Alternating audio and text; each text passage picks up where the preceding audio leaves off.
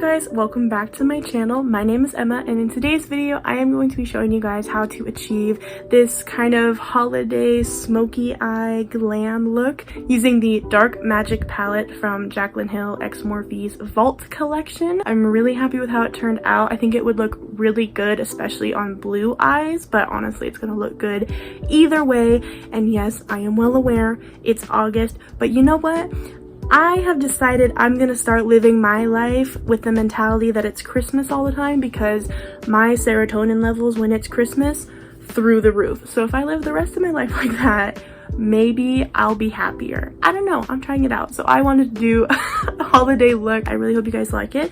Also, thanks to my amazing, wonderful mother, I have a new tripod system, so I had to move things around a little bit. Let me know what you guys think about this. This is more like zoomed in as opposed to what you guys are gonna see in a second where it's kind of further away.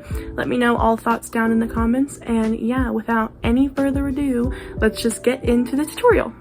And you already know I am starting off with that P.Louise eye base. This is the shade 01. I love this eye base. I rave about it like all the time.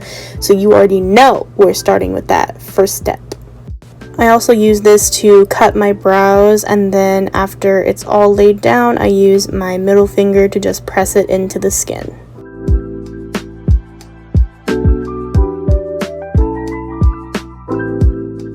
And there she is. There's the Dark Magic eyeshadow palette. So cute. I'm first just starting off with the shade Poof on a Sonia Kashuk rounded crease brush. It's just a really big fluffy brush. And I'm just laying that down all over my eye as a base for all the other colors.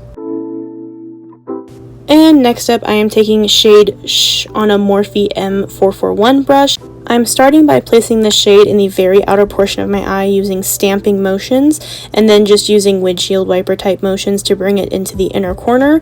And then when the pigment and everything is where I like it to be, I start slowly blending it up towards the brow bone.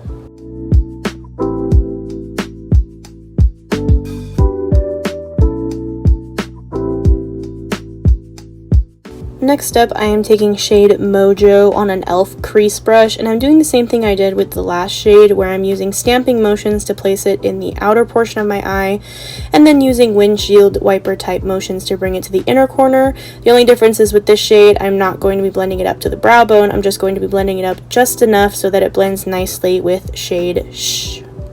Now I'm just switching back to my previous brush to make sure that everything is all blended together nicely and so there's no harsh lines. The next shade we're going to be using is shade Temptress. I'm going to be using a Morphe M506 brush. It's just a very small, precise blending brush. And I'm placing this shade just strictly in the outer V of my eye, only blending it up a tiny bit just so it blends with shade Mojo. And again, I'm taking my previous brushes just to blend everything together.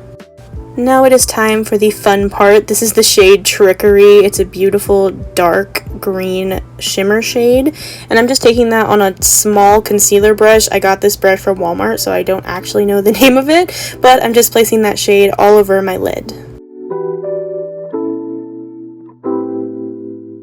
Now I'm taking that M506 brush from earlier and just blending a tiny bit of Temptress with Trickery just so it has a nice fade to it.